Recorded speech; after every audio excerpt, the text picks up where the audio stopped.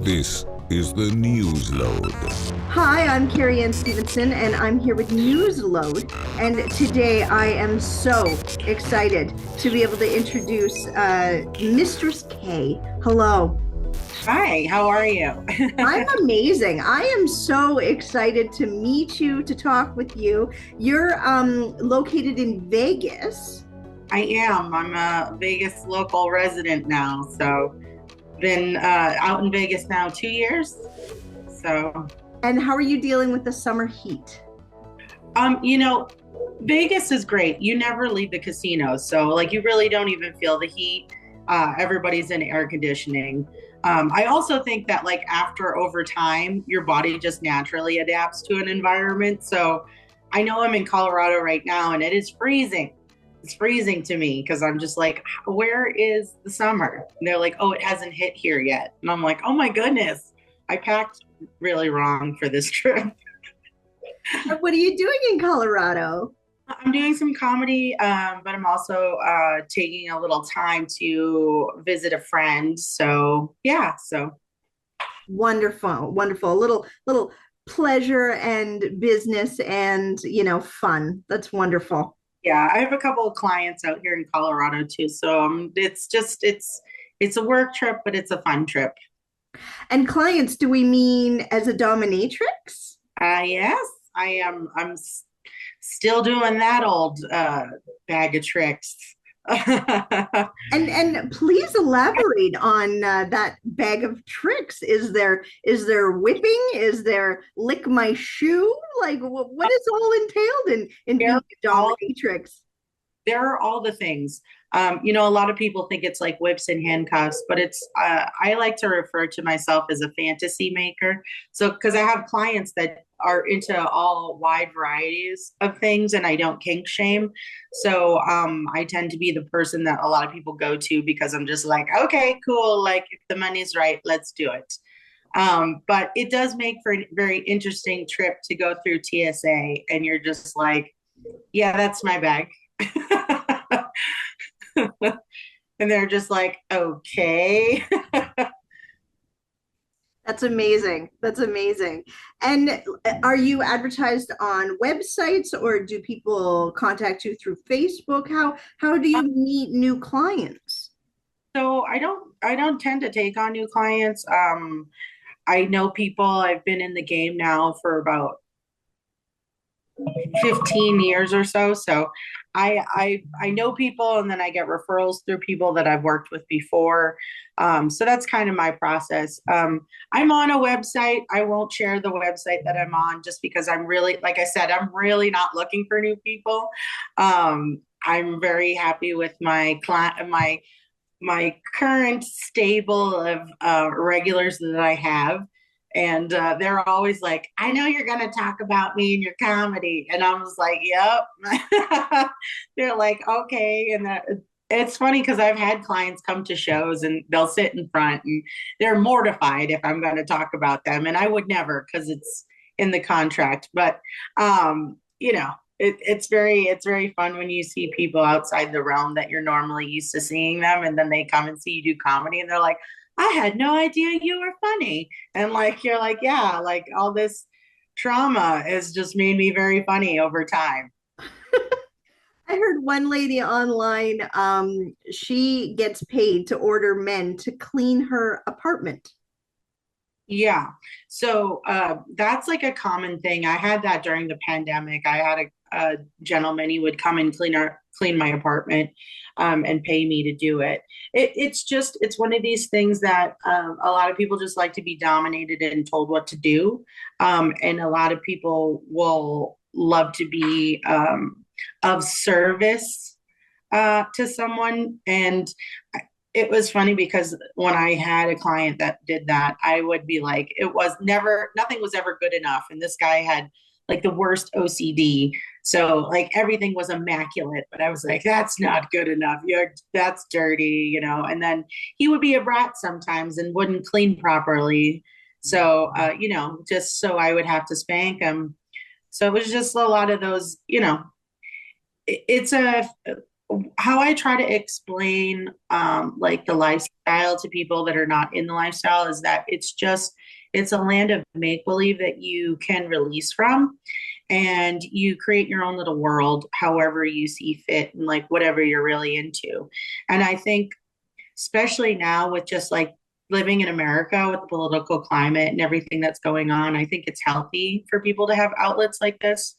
And I would encourage people to more or less get out of the fray of like what they think is acceptable and not acceptable. And America, like there are people that are still very taboo, like they're like, oh, we don't talk about sex or things that we do. And I'm like, dude, it's 2025. Like, why are we still hiding in these like closets? I don't understand it. I just don't get it. I'm a very open, so I think that's what it is. So when I people that are like, I can't tell anybody, or please don't tell anybody I do this or I do this, or I don't like to tell people what I do. Like, I'm just kind of like, okay, like if that works for you, that's fine. But I'm a comedian. Like everything that I talk about stems from my life or an experience that I've had. So like nothing is off the table. Everything is all right. That's very exciting and absolutely encouraging people to get out of their comfort zone is really, really wonderful. How do you stay sort of grounded with the chaos of producing shows and traveling?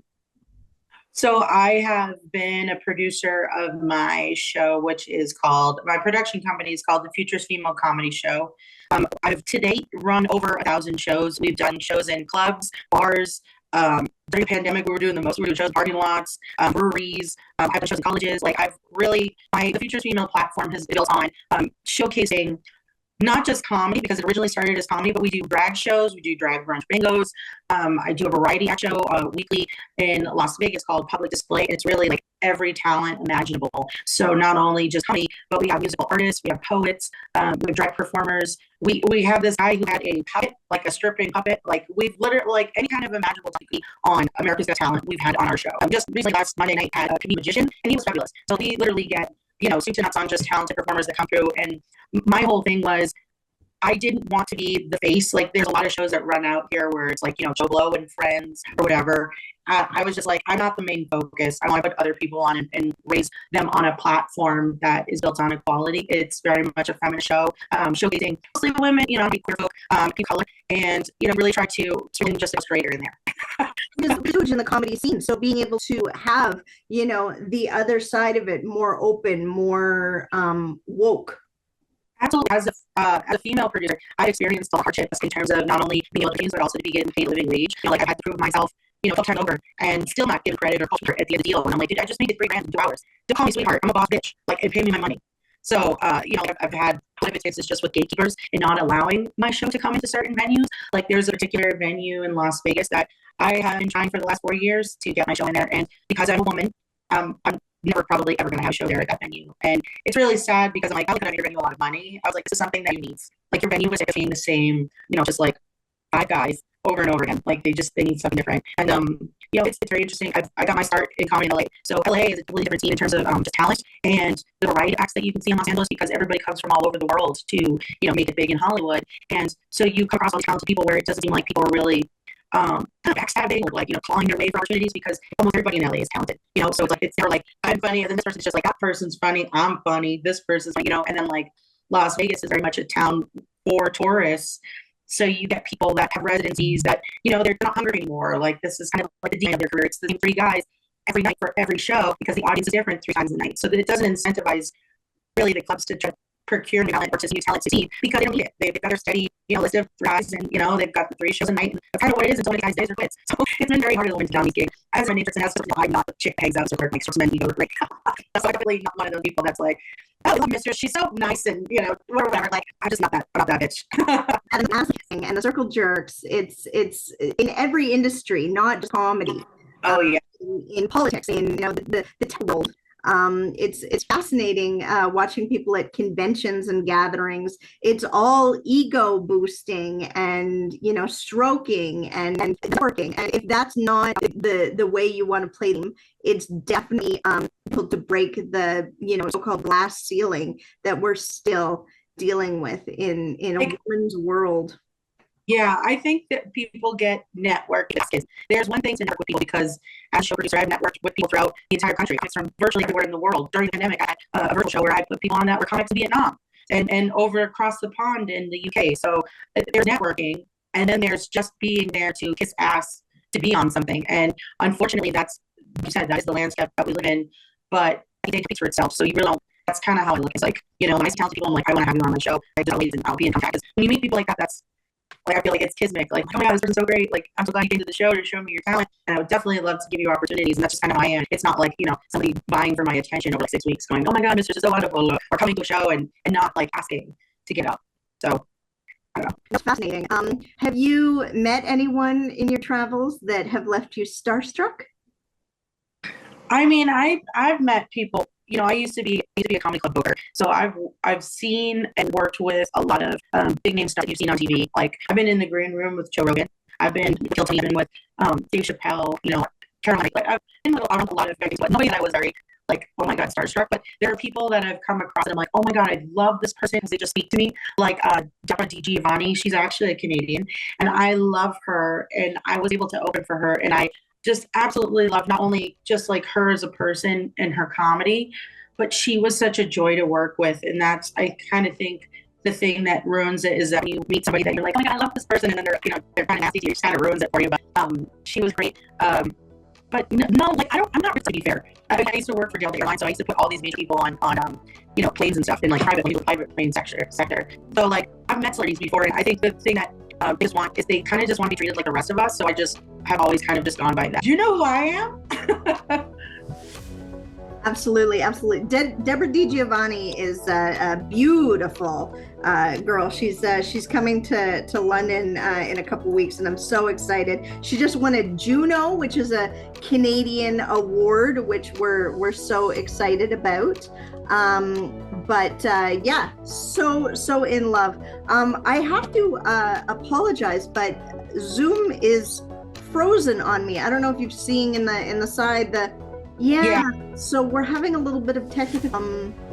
We'll see if this entire recording works this way. But I can still see your face. But if you can just end it off with saying it loud, saying it proud. I love Newsload. Hi, I'm Mistress K, and I love Newsload. This is the Newsload.